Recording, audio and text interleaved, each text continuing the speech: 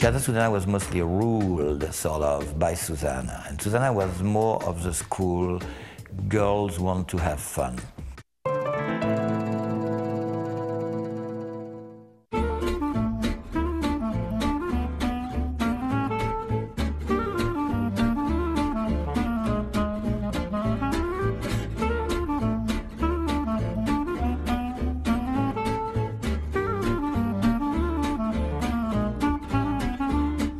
I realized the moment I saw the first picture that this was something incredible, that this was like a view into something that we weren't supposed to see, that this was a very private group of people, and that it was sort of another take on men and dresses that I had never seen before, and I thought was really unbelievable.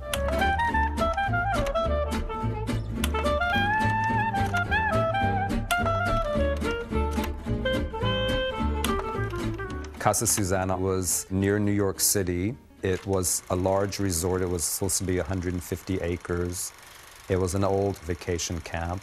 It was very private. You were very protected. You would see a car coming from a distance. I think, a few times they were surprised by people, but not much. They really were in a safe haven.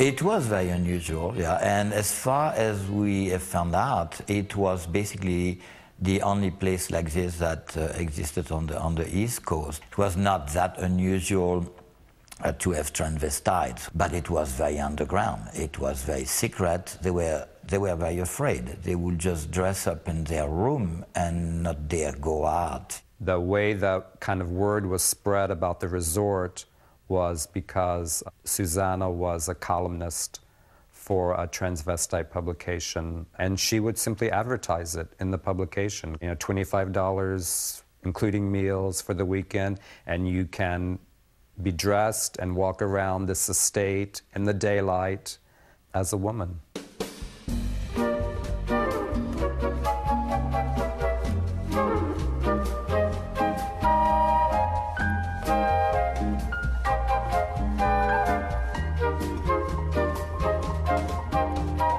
Susanna lived in New York. She was married. Her wife had a wig store on Fifth Avenue, which was very convenient. Casa Susanna was mostly ruled, sort of, by Susanna. And Susanna was more of the school, girls want to have fun. She was a bit of an exhibitionist. When she opened the resort, Casa Susanna, she painted in big red letters, Casa Susanna on a board and nailed it to a tree. That's, you see that picture on the cover of the book. And she said, why did I do that? Because I thought that maybe this is the only time I would see my name in big red letters anywhere.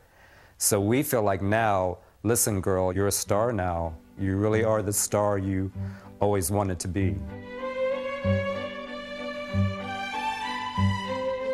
It was kind of a case of like all dressed up and nowhere to go. They have like a pretty old-fashioned, a pretty pre-feminist vision of women. So doing dishes and cooking and cleaning the house and everything, they love doing that because they saw that as feminine activities.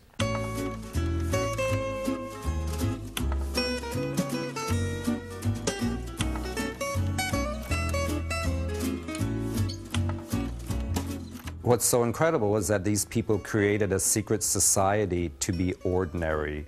And I think that's the aspect of the book that I think everyone really relates to so much. I mean, you see them, they're sitting around a table, like it, could be a family reunion dinner or even a holiday dinner, and all the people there are men in women's clothing. But they look very relaxed and natural, but they're not really, passing. I mean, to our eyes today, it's pretty obvious. One of our favorite pictures is the picture, we assume it's Susanna, that's taken from the back, and she's in a pink furry bathrobe watering the lawn. This is, I think, what surprises people about this book, is that we're so used to thinking of men in dresses as drag queens, as performers, as being dressed like Cher or Madonna. This was not that. These men, when they were dressed as women, wanted to be respectable ladies and kind of express a vulnerability that they couldn't apparently express as men. We also realized very quickly that another very important aspect for us is that the pictures were meant to remain private. That was not something that had been done to be published, to be shown other people. That was for their own use, and mostly they had been taken by each other. There was no outsider. There was no clowning for the outside world. This is a proof that it exists. We are really women, you see? Here's a picture that was a proof of their existence as women.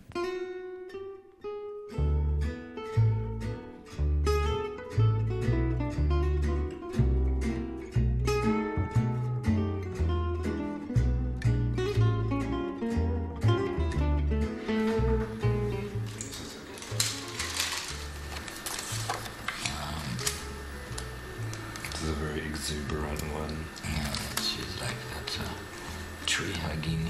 And Susanna and her kitty.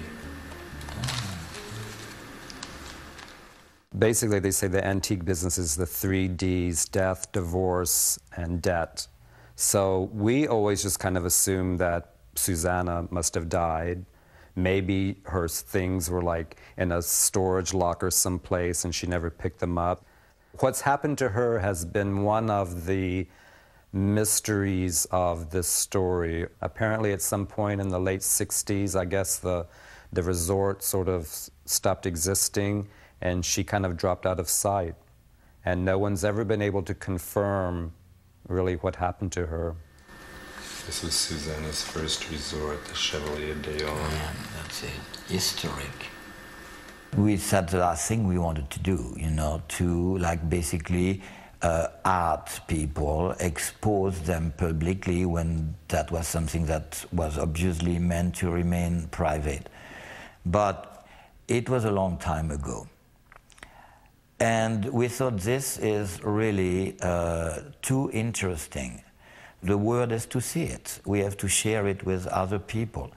And we thought if we do it respectfully, with some love and tenderness for them, which is the way we feel, we thought there is nothing wrong with it. Without this kind of document, it could be forgotten completely.